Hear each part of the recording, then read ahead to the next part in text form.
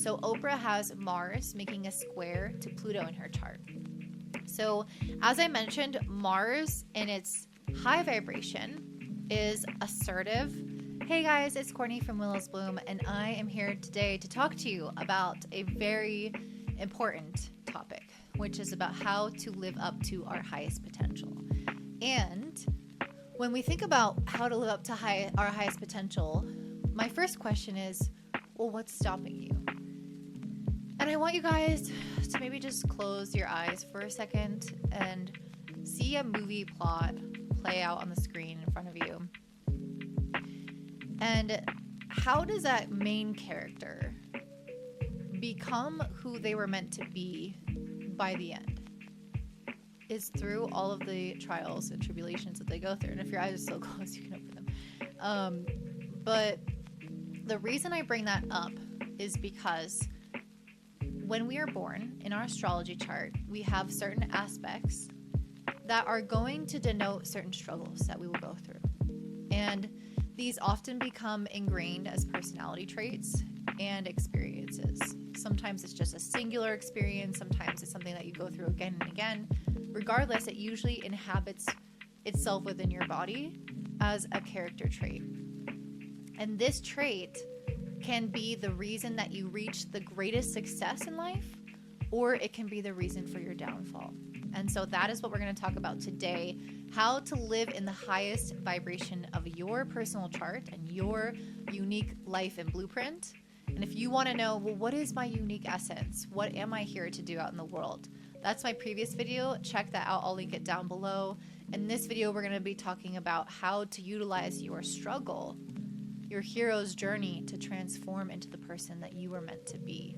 So this video topic was really born out of the question that I get as an astrologer all the time, which is, am I going to keep experiencing this over and over? Because I'll point out a difficult aspect, something that people are going through, and without them even saying anything, I'll be like, it's this, this, and this in your life.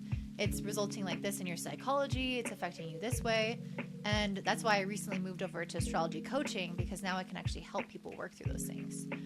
And they'll be concerned that it's just going to be on repeat for their entire life. And the good news is that we have the potential to access the higher vibration of any aspect, planet, sign, house in our chart. So nothing is a static energy. It's always moving, changing, and evolving. And the archetype of that energy will generally remain the same. So the relationship, for example, between two planets will remain the same because of their aspects. But how you work with that energy, and if it's in the lower or higher vibration, is completely dependent on you and your ability to heal, move through stuff, and utilize it in a more positive way. So what am I talking about exactly? I'm talking about difficult aspects in our chart that usually come about as trials and tribulations in our life, which cement as personality traits that we might find difficult, or internal blockages, I should say.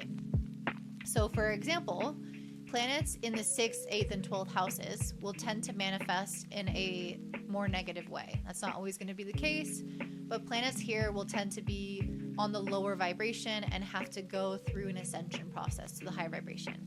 Again, not always the case. So if you want to learn astrology, or if you want to get a reading from me or something to kind of understand what fits you best, then, do that. The other thing to look for are hard aspects and sometimes conjunctions.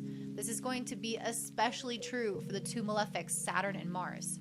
Let's say you have Sun square Saturn, Moon square Saturn, or you have Sun opposite Mars. You're definitely going to experience some kind of trial and tribulation as a result of that energy, but it can eventually be turned into something extremely positive. And we're going to talk about examples of what that looks like. And in my next video, we're going to talk about actually how to do that and discovering more of the origin of what the exact issue is for you. So planets, again, in hard aspects, squares, 90-degree angles, or oppositions directly across in the chart, are, especially from Mars and Saturn, will produce the most obvious results in your life as being a hindrance. But even conjunctions as well can do that. And even squares and oppositions to planets, the outer planets like Uranus, Pluto, Neptune. These can produce their own difficult results. And again, in the next video, I'll kind of talk about what that would look like exactly, because they each have their own specific hindrances and their own specific things that you would need to overcome on your hero's journey, as well as aspects to the South Node and Chiron. So the South Node has a diminishing force, and Chiron is very much a wounding asteroid in our chart. So these two elements, although most astrologers, or not all astrologers, will look at them as, in terms of what I'm saying, those are very obvious to me. So I have, for example, Sun on the South Node, and confidence has been something I've really had to work on, because the Sun is our ego, so our identity, our sense of confidence, and the South Node diminishes. So if you have Venus South Node, you might find that your relationships are sometimes a struggle. And that's not always going to be the case, but again, you'll start to see, okay, this particular area of my life has been a really annoying, reoccurring issue. So just ask yourself, what's one thing that has been happening on repeat over and over and over again? And that is going to be representative of an aspect, a difficult aspect in your chart. Or you can look at a traumatic incident, something that happened even once, that has really made its own impact on you. And that will be a aspect that I'm talking about in your chart. So these are the hurdles. These are the walls to climb in our hero's journey, the person that we have to battle, the country that we have to defeat in order to become who we are meant to be, in order to reach our highest potential. And so a lot of this, it's not only just going through a difficult experience, but it's about the after effects of that difficult experience. So for example, Sun South Node, Sun's the father, not just the ego, it's also the father. South Node is lessening. I lost my father at a young age. So Sun South Node can sometimes represent that. And so it wasn't just like, oh, I lost my father and that's represented my chart and there you go. It's all the repercussions as a result of losing my father. And this is why people are so scared. They're like, am I going to keep experiencing this over and over and over again? Because usually the repercussions will stay with us. We do tend to experience them more than once. They're like throwing a stone in the pond, and all of these ripples are the effects of that traumatic experience in our lives. And that's what these aspects can sometimes represent. And so from that loss of my father, I have definitely had to work through a lot of stuff. And I think it does relate to the confidence. All those things are compounding into one. So you can really start to see, okay, maybe I didn't have the nice structure and support that I needed. And so as a result, So you can start to kind of break down your own psychology of why something happened, what's going on underneath the surface. And you can ask yourself, how can I transform this difficult experience and stop these ripples and change those directions into a higher vibrational experience, into a superpower? And this is when that person who's about to be defeated rises up from the ground, grabs their sword, and goes with all of their might to attack the enemy ahead. And so for many of us, there's something in our chart that we have to rise up beyond the momentum of those ripples, beyond all of the odds that are against us, and fight back to create a different story for ourselves. And because it takes so much exertion and so much effort, it becomes our superpower. It becomes a thing that people look up to us for, that is inspiring to others, that makes us different or special or unique, or be able to handle different things in the future that others wouldn't be able to handle. So this particular aspect of yourself has the potential to be your secret weapon and your superpower on your life journey. And you can pair this with your unique essence to discover how you can impact others in a really profound way. So if you are looking for help with this in particular, I am offering astrology coaching, where I will help you understand what those aspects of your chart are and work with you every week to actually overcome them. And I've done this for myself recently, along with other coaches. Every person needs a coach or a therapist, which I have both. And it's been really transformative. So if you are sick of being stuck in those same cycles, let me know. I'm only accepting a handful of people. Okay, so now I want to get into what it looks like to transcend from the lower to the higher vibration. So I'm going to talk about each planet and what it looks like in the lower vibration and what it looks like then in the higher vibration. And you can start to kind of assess for yourself I maybe fall a little bit here, a little bit there. But you'll notice that these energies are the same coin, but they're two sides of the same coin. So it's like, you'll see, they're very, very similar. Okay, so for example, the sun. The sun is about our purpose and our wisdom. It's our identity, it's our confidence, our ability to shine bright, maybe have fame. But in the lower vibration, it's more egotistical or more sensitive ego that's wounded and needs to be pet. And more self-absorbed. You know, I want to be famous because I'm into myself, that kind of thing. So the lower and the higher vibration are very similar, two sides of the same coin. The moon is all about understanding our own intuition and our needs and emotions. And in the lower vibration, it's about passivity and moodiness. So not taking action towards your goals, being very kind of emotionally influenced in terms of your goals. But we want to be in tune with our emotions and needs, but not so much so that we don't have any discipline, right? So that's the moon in its high and low vibration. Mercury is all about being intelligent and adaptable, but in the low vibration, it can be fickle. So maybe you're too adaptable to the point where you never show up, you don't know what you're going to get, or maybe you are lying and you're gossiping and you're using your intelligence and your communication skills in a destructive way. Venus is about being harmonious and beautiful in the positive vibration, all about putting relationships at the center of your life. But in the low vibration, it's overly focusing on relationships so that you maybe don't have the proper boundaries. You are way too much of a people pleaser. You are blinded by love. You really see the best in people. This can also be true for Neptune, very similar. You can be vain, so the desire for seeking beauty becomes too superficial. So you can start to see, again, two sides of the same coin. Mars is about being assertive and passionate and ambitious. But in the negative context, it's angry and selfish, and it's always following its own desires on a whim. So it's not even concentrated effort. So you can see kind of, well, where do I tend to fall? Jupiter is about having faith and wisdom from the universe. When it's in its low vibration, it's overindulgent. And it also is too optimistic, which is definitely a thing. So it's like, I'm not willing to see that things could go wrong. I'm not planning. I'm being optimistic that everything's going to work out. And maybe I'm overeating, overspending, and not thinking about long-term consequences. And Saturn is the perfect balancing planet because Saturn in its high vibration is all about having boundaries, structure, and a strong work ethic. In Saturn's low vibration, it is way too rigid. It's very much stuck energy, fearful. And it also can feel like it turns to reality and sees something that is a little bit pessimistic, because Saturn is the dose of reality that is going to help us in our lives, especially paired with Jupiter, can help us plan, know what to be optimistic about and what not to be. But in its negative form or its low vibration, it's super pessimistic. It can lead to depressiveness. Uranus is all in the high vibration about change and progressiveness and open-mindedness. In its low vibration, it is unstable and can often have too much change, and it likes to throw the baby out with the bathwater. So I don't want the old. I don't want any of the old. When some of the old would be good and some new would be good. Neptune is about creativity and spirituality, sensitivity.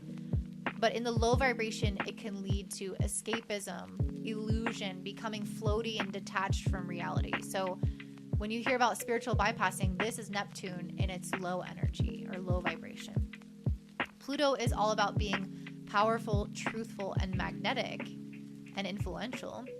But in its low vibration, it's more about controlling people and being fearful, maybe having secrets. So utilizing this power against people. That's often Pluto in the low vibration. So again, look at your chart, look at your aspects, look at the low, high vibe of these planets and ask yourself, how am I embodying the planets in my chart? Even if they're not in a hard aspect, we can still move into low vibrations or high vibrations depending on our mindset.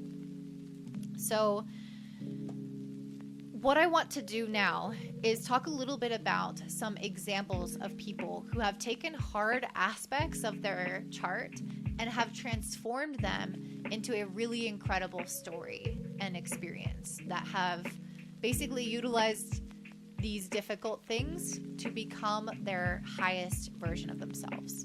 And one of these people is Oprah Winfrey. So Oprah has Mars making a square to Pluto in her chart. So as I mentioned, Mars in its high vibration is assertive, passionate, ambitious, and Pluto is powerful, influential, magnetic, truthful.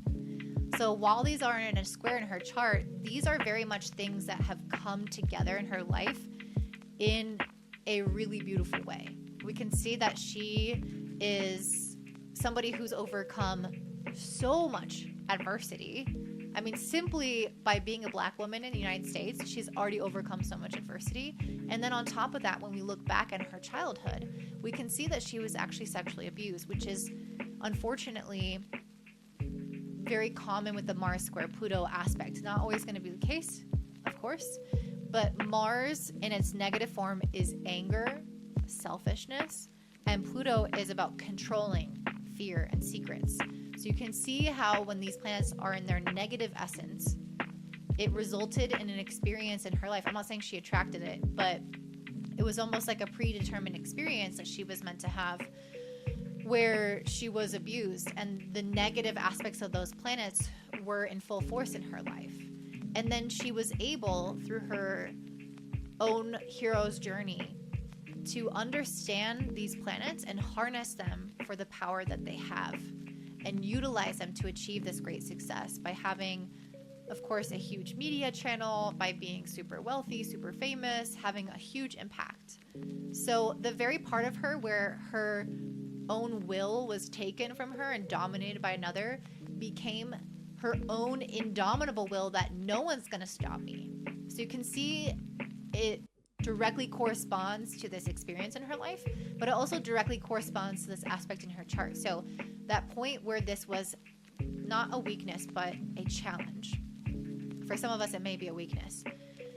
It transforms into the very thing that is fuel to the fire of your success and your rise as a person. Another really amazing example is David Goggins. If you guys don't know David Goggins, I read his book. He's a super motivational guy. He is a Navy SEAL, and he started off his life in not the best circumstances. He had an abusive father. He grew up in, he's also African American, but he grew up in kind of like a white area of town. And his father, just everything on the outside made it look like it was perfect. Like his father was wealthy. I think they owned a skate rink, if I'm not mistaken. They worked there. And he was basically just consistently abused his entire life until eventually he escaped, and he kind of, with his mother, and he kind of like made this really subpar life for himself. He was killing rodents or cockroaches and was super overweight and wasn't taking care of himself, not sleeping well, and just kind of living this version of himself that didn't align with who he wanted to be. And then one day he decided to transform this harsh inner critic that felt like, I'm not worthy, I can't do anything, I'm not doing good enough. And he transformed it into somebody who would constantly challenge themselves to step outside their comfort zone and do more and more and more. And so he went from being abused, living a really subpar life in his own terms, and then coming to a state of having indestructible will. So nothing being able to stop him. You know, all of the training, the harsh physical runs that he would do outside in the snow, maybe even barefoot. He would swim in ice cold water. He would run for miles and miles holding the boats on his shoulders in the Navy SEAL training. There's so much shit that he went through, but before he was just a normal guy. And that's what I'm talking about with the chart, how we can transcend this thing that we use, the thing that first of all started off as a difficult life circumstance that becomes this coping behavior that we're stuck in this cycle that we don't like, and then we transcend it to become very powerful. That is the journey that I'm talking about. That is the hero's journey. For him, he had Mars opposite Saturn square Chiron, one of the most difficult aspects to have. Because Mars, Saturn are already difficult, Chiron is already difficult. So they just, all in these hard aspects, tend to produce that sense of inadequacy and impotency. Feeling like my will isn't getting me anywhere. I'm worthless, Like whatever you need to take action towards something, which is the energy of Mars. It's our ambition, it's our drive to succeed, to go out and do things. It was being stopped by Saturn, which is in the low energy, just stuck. And so he's getting angry at himself, the low energy of Mars, and stuck, the low energy of Saturn, and squaring Chiron, which is all around childhood wounding. So it's all coming from that place. So he's just stuck in this horrible cycle, eating poorly, feeling badly about himself. And I can relate to this because I recently had a big transformation with this in my life. And then he transcended that into the higher vibration, where Mars is now used as his indomitable will, his ambition, his drive, his passion. And Saturn is now used as an incredible work ethic, so disciplined, not willing to give up. In Chiron, there might still be some wounding there because Chiron is always a little sensitive, but Chiron is here fueling it as a path towards healing that wound. So he has transformed this difficult experience into the thing that made him famous, that made him write a book, go on podcasts, be well known, because he was the person who said it's the power of the mind and our ability to stop bitching and making excuses and going easy on ourselves, and that gets you to that success. And he was the one who had that journey because he had that difficult aspect, that difficult experience as a child, and completely transcended and transformed it into the higher vibration. So we all have this opportunity as well. Of course, those are two really famous people. They have also good aspects in their chart, things that are working for them. But that doesn't mean that we also don't have the opportunity to transcend and transform those areas of our lives as well. We just might not reach infinite stardom like they do, but we will be an impactful and powerful person in our bubble of the world that we touch. So this is, I think, just so important. And if you guys are curious about what this looks like in your chart, then definitely book a session with me. The next video that I'm going to be doing is about how to identify what's holding you back. So we're going to actually sit and kind of break down these aspects a little bit and these planets a little bit and go into what each of them tends to carry in terms of energy. So for example, like a square to Uranus is going to bring a flighty person. That might be something you have to overcome. Too much change, too much variability. Whereas a square to Saturn can lead you to feeling stuck. So it's very different energies around where you're going to struggle and what you need to transform in order to reach your highest potential. So again, the next video will be about what's holding you back. And if you haven't already seen my video on what your essence is, definitely check that out, because that is essentially what these difficult hurdles in your life are going to protect and fight for. You know, it's like, it's this part of me that needs to see that others need to see in me, that needs to make its impact, but I can't if I keep getting stuck in these cycles. So how do I reach this highest version of myself? And then lastly, if you want a full not forecast, if you want, it's kind of like a forecast, but if you want all of the transits for 2023, I spent many hours writing out a Notion template where I have every single day the important transits that are happening along with the energy. So that's kind of like a forecast in that way of that transit. So for example, if Venus is conjunct the sun one day, that might be a really good day for love and understanding, having clarity around relationships. And so you'll kind of see that in the breakdown. So if you're interested, I will link that down below, as well as last week's essence video. And I hope you guys have a beautiful day. Bye.